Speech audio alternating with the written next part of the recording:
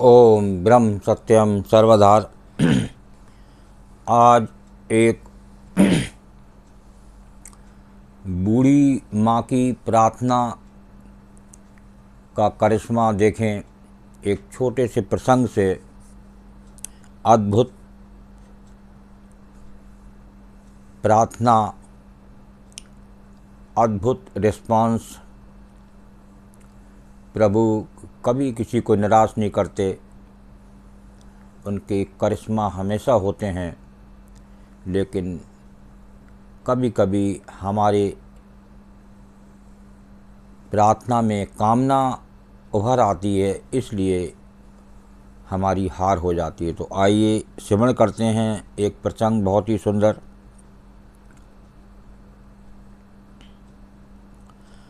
एक वृद्ध महिला एक सब्जी की दुकान पर जाती है। उसके पास सब्जी खरीदने के पैसे नहीं होते। तो देखिए, यहाँ आगे स्मरण करें। वो दुकानदार से प्रार्थना करती है उसे सब्जी उधार दे दे, पर दुकानदार मना कर देता है। एक प्रार्थना बूढ़ी माँ ने सब्जी वाले से एक उधार देने की प्रार्थना की। बहुत ही सुंदर अद्भुत प्रसंग है। एक प्रार्थना में ताकत देखिए। एक पल की प्रार्थना क्या रंग लाती है। उसके बार बार आग्रह करने पर दुकानदार खींच कर कहता है, जब उसे गुस्सा आ जाता है, तुम्हारे पास कुछ ऐसा है जिसकी कोई कीमत हो। देखिए, दुकानदार बूढ़ी माँ से कहता है कि तुम्हारे पास कुछ ऐसा है जिसकी कोई कीमत हो, तो उसे उस तराजू पर रख दो, मैं उसके वजन के बराबर सब्जी तुम्हें दे दूंगा।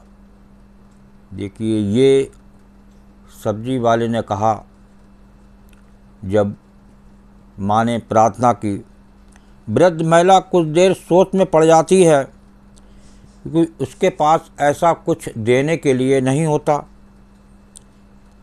कुछ देर सोचने के बाद वो एक मुड़ा तुड़ा कागज़ का टुकड़ा निकालती है और उस पर कुछ लिखकर तराजू पर रख देती है। देखिए, कुछ उसने उस टुकड़े पर लिखा और तराजू पर रख दिया।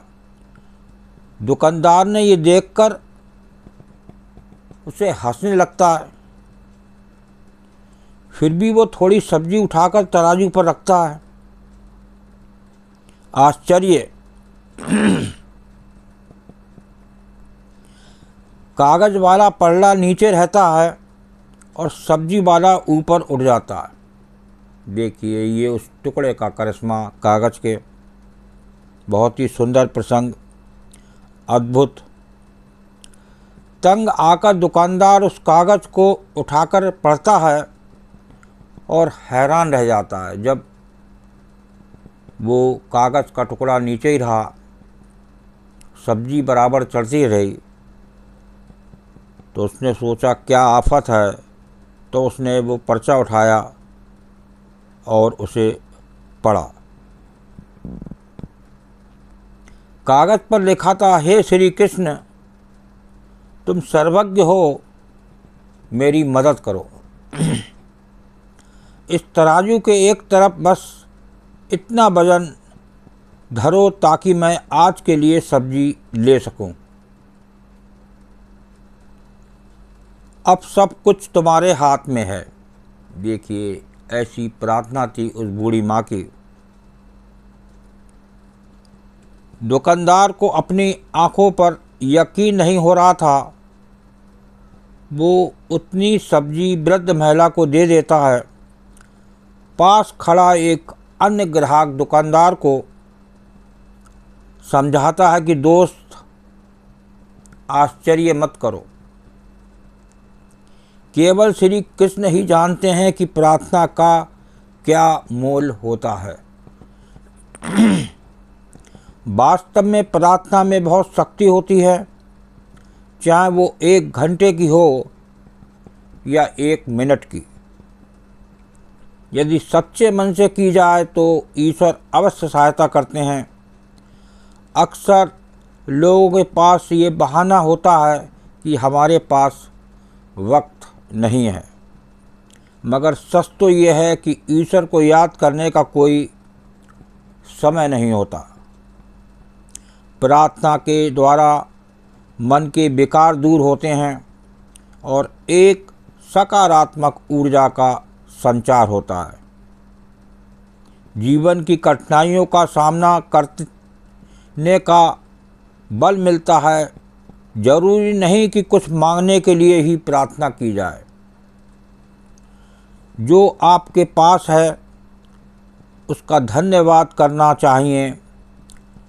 इससे आपके अंदर का अहम नष्ट होगा और एक कहीं अधिक समर्थ व्यक्तित्व का निर्माण होगा। प्रार्थना करते समय मन को ईर्ष्या, द्वेष, क्रोध, घृणा जैसे विकारों से मुक्त रखें। देखिए, जो प्रसंग आपने श्रवण किया, एक बूढ़ी माँ ने एक सब्जी वाले से प्रार्थना की। जब उसने उसे उधार देने से नकार दिया, तब उसने एक कागज़ के टुकड़े पर जो लिखा वो आपने अभी श्रवण किया, और वो सब्जी बेचने वाला वो कागज़ जब पढ़ा तो दंग रह गया। ये प्रभु की प्रार्थना में बहुत बल है। गुरुदेव भी कहते थे कि एक हजारों वर्ष की तपस्या से एक पल का सत्संग बहुत ही बल देता है। कुछ नहीं पता कब क्या हो जाए। जो करने हार है वो प्रभु है। तो इस प्रसंग से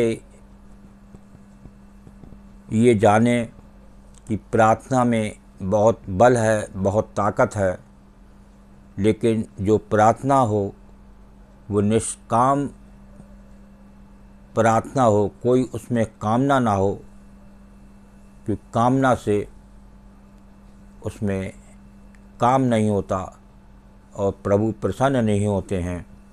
जहाँ कामना नहीं होती, एक सच्ची प्रार्थना मन से होती है, तो निश्चित ही प्रभु उसे पूरी करते हैं।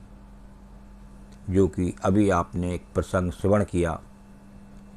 इस प्रसंग को शेयर कीजिए ताकि लोग एक ईश्वर की प्रार्थना को समझें और मानें, उसका लाभ लें। ओम ब्रह्म सत्यम सर्वदा। दास का प्रसंग अच्छा लगा हो तो ज़रूर शेयर करें ताकि और भी लोग इसका आनंद ले सकें। ओम ब्रह्म सत्यम सर्वदा।